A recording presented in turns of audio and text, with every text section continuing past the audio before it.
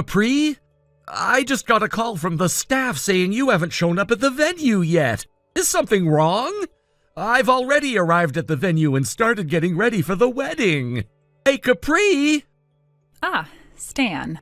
Capri! Where the hell are you? If you don't get here soon, we're gonna miss the ceremony. If you want, I can come pick you up.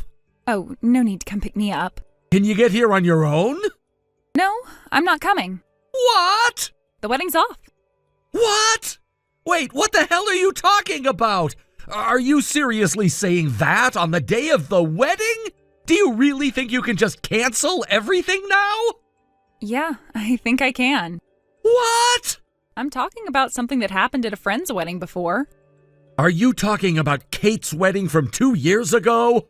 Ah, right, you were invited on the groom's side, weren't you? So I guess you understand that it's possible to cancel under certain circumstances. No, that happened because the groom got into a car accident on the morning of the wedding, and there was no way to have the ceremony after that. What you're doing is just a last-minute cancellation. But the fact that we can't go to the venue is the same, right? So please, go ahead and cancel everything. So what's the reason you can't come to the venue? You need to explain it to the guests and everyone involved properly. Well, you see, last night I had a fateful encounter. Fateful? The man I met last night is rich. What? I was having a drink alone at a bar, just trying to make the most of my last night as a single woman, and this really charming guy approached me. We started talking and, well, we just hit it off. Before we knew it, we were so drunk that we decided it didn't matter if I canceled the wedding. We ended up spending the night at his place. What? Right now we're toasting with wine, celebrating our future together. No! Do you even realize what you're doing? Of course I do. That's why I'm saying I'm calling off the wedding with you. Are you out of your mind? Because you're just a poor guy from a single mother household, aren't you? What? If I'm going to get married, I'd rather marry someone rich. I've learned not to choose my partner just based on looks. This guy, he runs a big company. I'm so glad I met him before I ended up marrying a poor guy from a single mother household. So I'm going to marry him. No, my family's not that poor. My mom has a lot of qualifications and a well-paying job. But compared to my guy, you're definitely poorer. How the hell is that even possible? This is a decision I'm making, so I won't regret it. So please, just accept it and move on. This isn't something that can just be settled that easily? And to say all of this with this timing?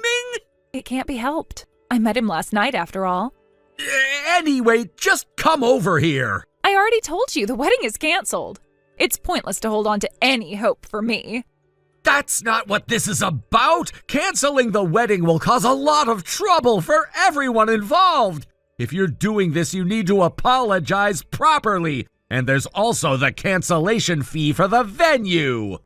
Yeah, you can take care of all that on your end. Hey, you have to take responsibility. Well, it's because you're poor that I decided to call off the wedding. So I don't have any responsibility in this matter. That's not how it works. Whatever. I'm having a great time with him right now, celebrating our amazing night together. So I'm going to end this message here.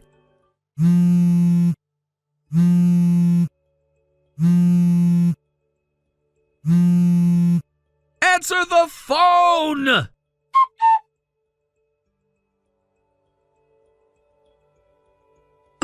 Stan, good evening. I've looked into the matter your mother asked me to investigate.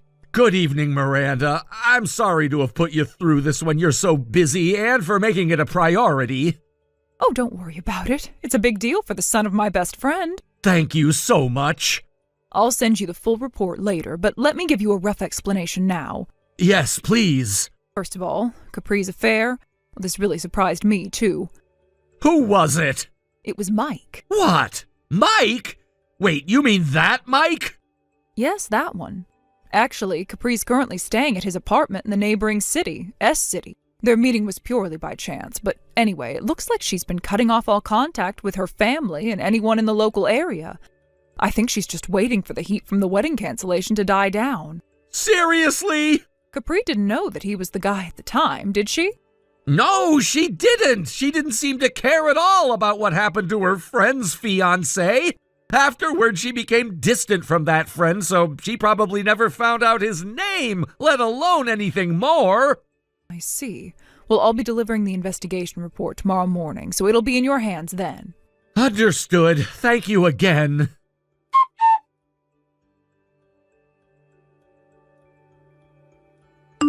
Hey, Capri, I need to talk to you.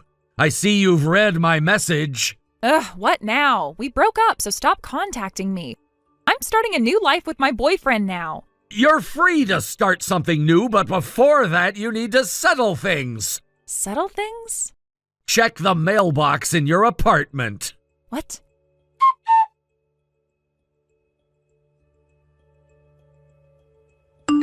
What is this? And how did you even find out where I am?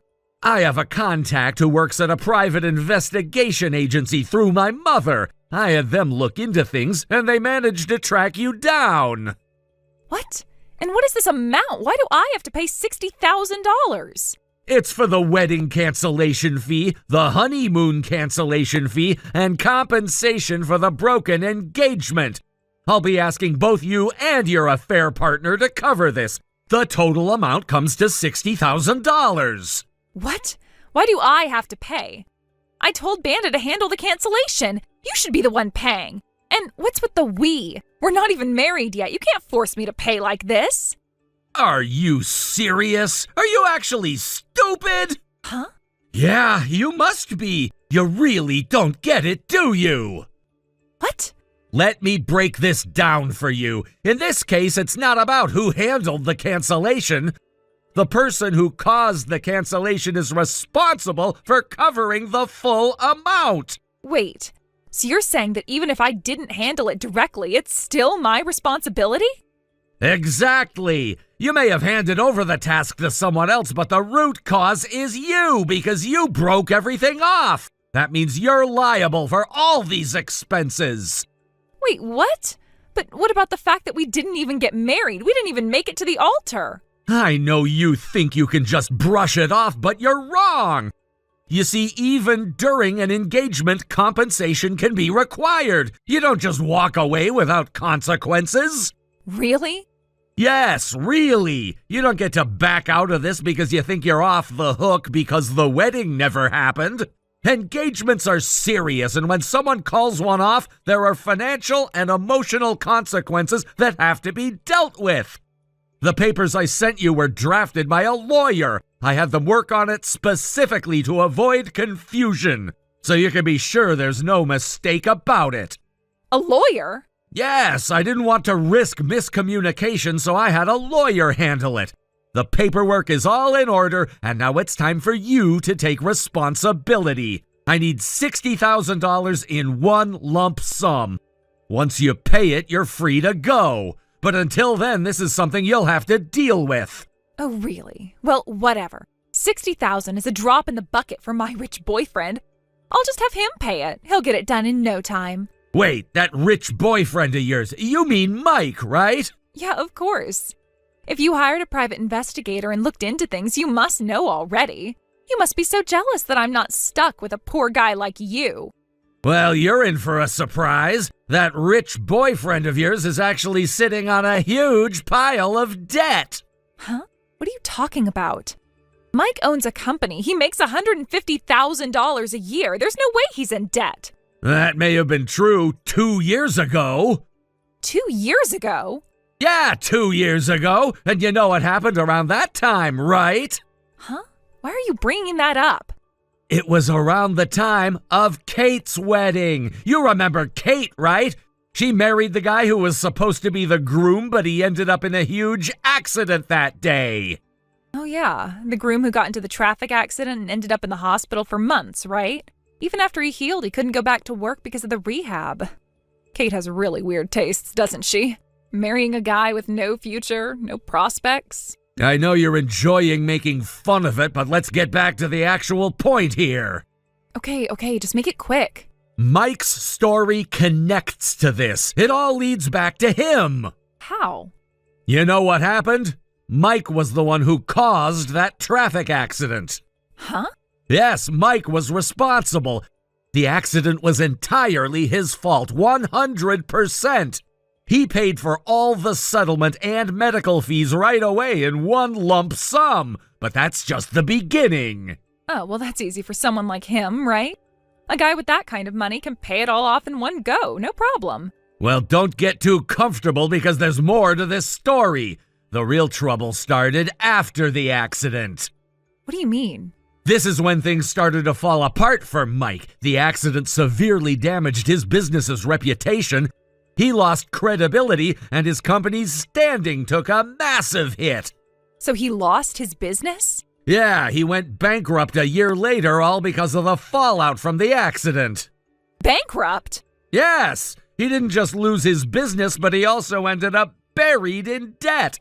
In order to cover that, he ended up taking out a loan of $2 million. The money wasn't coming from a single source. It was spread across various creditors, and it's likely he had to borrow from some unsavory places to get the amount he needed. No way. Wait, so Mike... Yeah, that's right. The guy you're so proud of, your rich boyfriend. Turns out he's deep in debt. And don't forget, he's also got a criminal record now because of that accident. What? I was totally fooled. Well, that's your problem, not mine, but I'm just telling you the truth. What? Aren't you going to help me? Why would I? You're on your own now. You made your choice when you dumped me, remember? But I'm your fiancé. It's your duty to save me from this. You broke off the engagement, so there's no saving to be done here. I'll cancel it for you. I'll take it all back, I promise. No need to do that. It's too late now. Then the $60,000? I'll take care of that, don't worry. Make sure you get it done, though. It's time for you to settle up.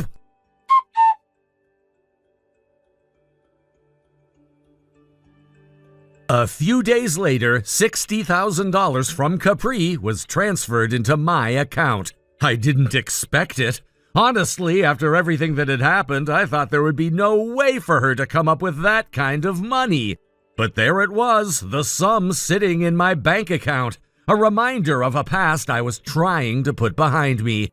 The money came as a surprise, but what really struck me was the way it arrived. The way Capri had managed to gather such a large amount after everything that had transpired between us. It wasn't without a bit of context, though. Capri's parents, as I learned much later, had decided not to support her financially after she canceled the wedding. The fact that she'd backed out at the last minute and essentially wrecked the plans we'd made together was something they couldn't forgive. From their perspective, the decision was her mistake alone, and they made it clear that they wouldn't step in to clean up the mess she'd made. They were firm about it. They weren't going to help her, not emotionally, and certainly not financially. As it turned out, Capri had reached out to them when things started falling apart, desperately hoping they would come to her aid, but they refused. And it wasn't just about the wedding, it was everything that had happened after. The lies, the broken promises, the way she handled the mess. Capri had alienated so many people, and when she finally needed support, no one was there to give it. I couldn't help but think about Mike, her ex-boyfriend, the one she was still in contact with, who'd also managed to get himself into a financial hole. I had a feeling Capri's method of getting the money wasn't all that different from his. She probably borrowed from the same shady places he had, taking on more debt and taking risks just to scrape together enough cash to cover her obligations. It wasn't a clean method, and it wasn't the right way to handle things, but it seemed to be the only option available to her at the time. I didn't know the specifics of how she got the money, but I had my suspicions. Capri wasn't someone who played by the rules when things got tough.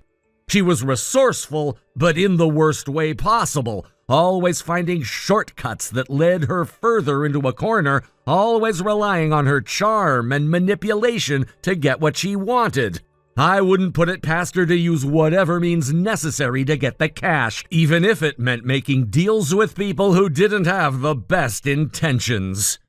The next part of the story came from a message delivered to me through my lawyer. It seemed like Capri, despite everything that had happened, still wanted to reach out to me. She wasn't directly contacting me, though. Instead, she had sent a message through the lawyer I had worked with during our brief separation. The message was clear. She was asking for advice, or at least some kind of acknowledgement from me, but I wasn't about to give her any more of my time. According to what I was told, Capri had managed to secure a live-in job through the people she had borrowed money from. The details were sketchy, but it seemed that she was working for someone who had offered her a place to stay in exchange for labor. It wasn't exactly a glamorous position, and from what I gathered, it was the kind of job you wouldn't want to talk about at family gatherings. The type of work that left you feeling ashamed to even admit what you were doing to survive.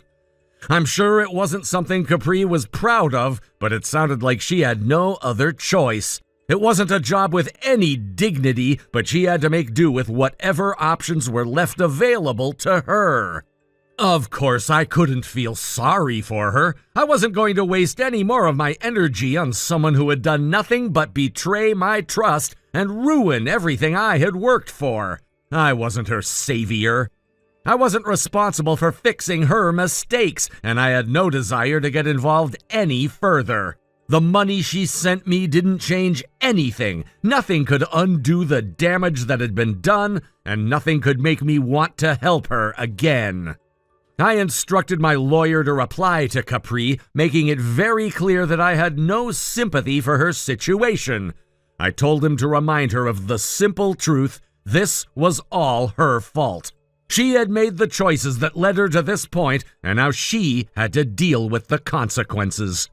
You brought this upon yourself.